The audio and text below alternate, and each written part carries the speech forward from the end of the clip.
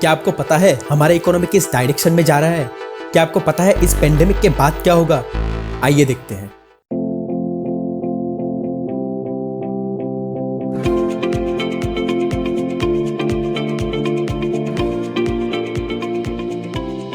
Hello everyone, आपका स्वागत है एक्सप्लेन्ड आर्टिकल में। और आज हम बात करेंगे Indian economy before and after कोविड-19। हम इस वीडियो को 5 पार्ट में डिवाइड करेंगे। First, employment. Second, international transaction. Third, gross domestic product. Fourth, monetary policy. Fifth, हम देखेंगे इंडिया के लिए इस पेंडेमिक के बाद क्या क्या अपॉर्चुनिटी हो सकता है। आइए हम बढ़ते हैं हमारे फर्स्ट पॉइंट के ऊपर, एम्प्लॉयमेंट। इस पेंडेमिक के सबसे बड़ा एंड डायरेक्ट इंपैक्ट हमारे वर्कफोर्स पे पड़ा है। ऐसा क्यों? क्योंकि हमारे देश में करीब 90% वर्कफोर्स इनफॉर्मल सेक्टर में काम करते हैं। और इनफॉर्मल सेक्टर मतलब ना ही फिक्स्ड मिनिमम सैलरी, ना ही एम्प्लॉयमेंट सिक्योरिटी, ना ही एश्योर्ड पेंशन। अप्रैल के मंथ में एक रिपोर्ट आई थी वर्ल्ड बैंक की तरफ से। उस पे बोला गया था इंडिया में लॉकडाउन की वजह से 4 करोड़ माइग्रेंट वर्कर्स पर इफेक्ट पड़ेगा। आप लोगों ने देखा होगा लोग सिटी छोड़कर हजार किलोमीटर चलकर अपने घर आ रहे हैं। इस वक्त अगर सबसे ज्यादा किसी को परेशानी हुई है तो माइग्रेंट वर्कर्स है। बहुत सारे वर्कर्स जो डेली वेजेस में काम करते हैं उनको अपना जॉब खोना पड़ा है।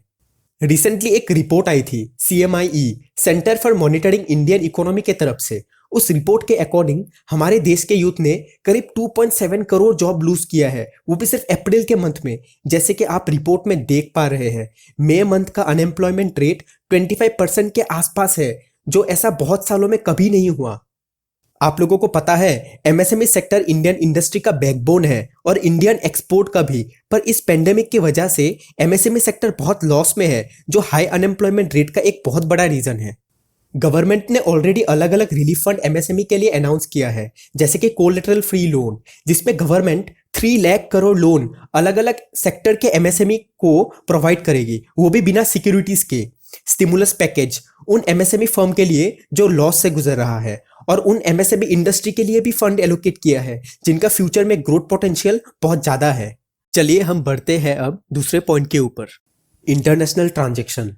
इंटरनेशनल ट्रांजैक्शन में हम अगर सबसे पहले इंटरनेशनल ट्रेड को देखें, इंडिया ने 2019 में करीब 25 लाख करोड़ का एक्सपोर्ट किया था। पर अभी और आने वाले समय में एक्सपोर्ट करने के लिए इंडिया के पास इतना डिमांड नहीं होगा।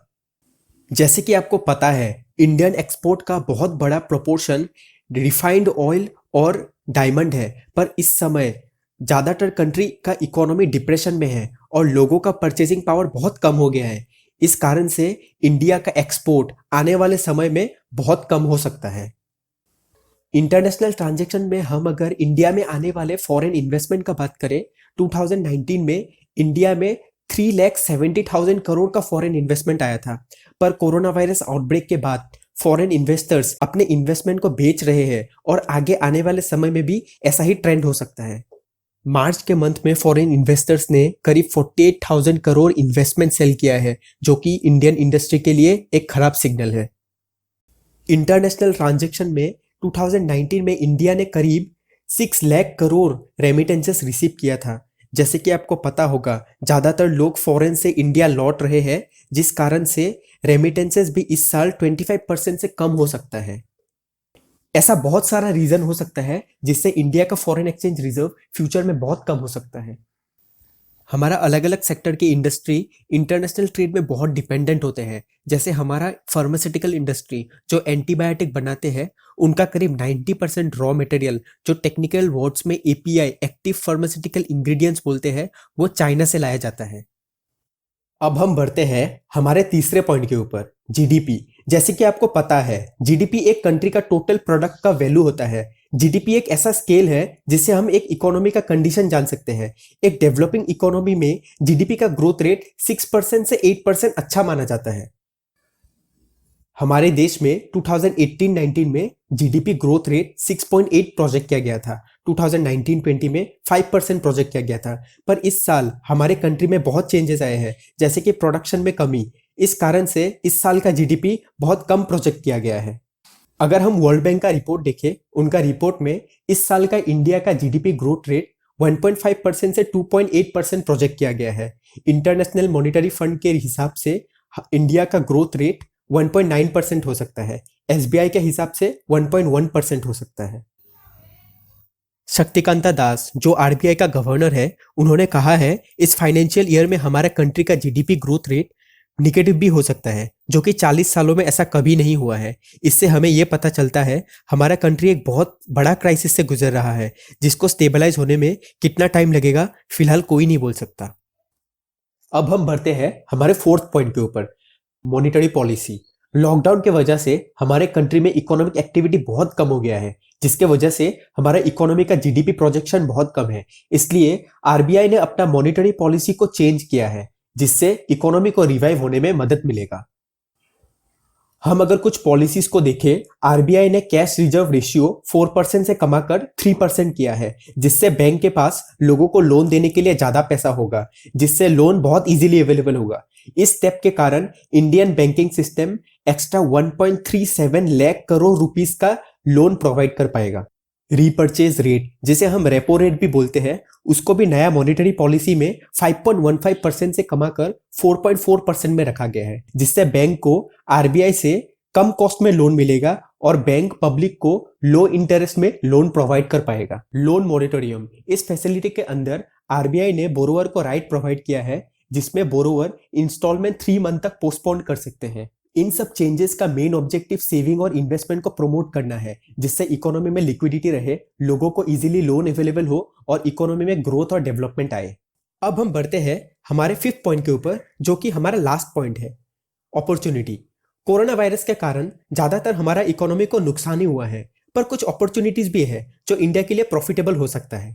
बहुत सारे मल्टीनेशनल कंपनी जो इंटरनेशनली मार्केट को डोमिनेट करते हैं, उनका मेन प्रोडक्शन ज्यादातर चाइना में ही है, क्योंकि चाइना में इंफ्रास्ट्रक्चर बहुत अच्छा है और चाइना का वर्कफोर्स बहुत डाइवर्स एंड स्किल्ड है। ज्यादातर मल्टीनेशनल कंपनी चाइना में बहुत डिपेंडेंट है। इस कारण से चाइना में कोरोना वायरस आउटब्रेक के कारण इन कंपनियों को बहुत लॉस हुआ। इसलिए ज्यादातर कंपनी चाइना से प्रोडक्शन यूनिट शिफ्ट करने का प्लानिंग कर रहा है।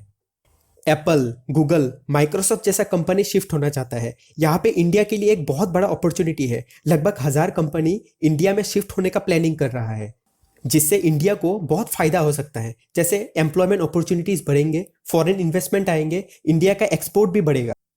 1000 कंपनी में ज्यादातर US बेस्ड फर्म है, कुछ जापानीज और कोरियन भी। साउथ कोरियन कंपनी जैसे हुंडई, पॉस्को, वो भी इंडिया में आने को इंटरेस्ट दिखा रहे हैं।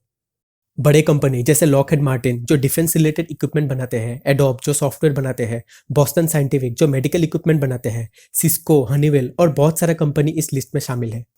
ये कंपनी इंडिया में इसलिए आना चाहते हैं क्योंकि इंडिया में कस्टमर बेस बहुत बड़ा है। गवर्नमेंट ने इस वक्त को एक अपॉर्चुनिटी जैसा देखा है। लैंड एक्विजिशन प्रोसेस इजी करने के बारे में सोचा है। इंफ्रास्ट्रक्चर जैसे road, water supply, power supply भी प्रॉमिस किया है।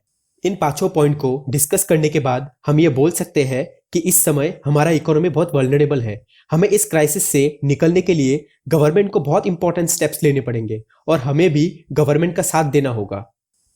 और आपको क्या लगता है, ऐसे कौन से स्टेप्स हैं जो गवर्नमेंट को इमीडिएटली लेना चाहिए? आप कमेंट करके अपना सजेशन लिख सकते हैं। हम कोशिश करेंगे कि आपका सजेशन गवर्नमेंट तक सोशल मीडिया प्लेटफॉर्म से पहुंचे।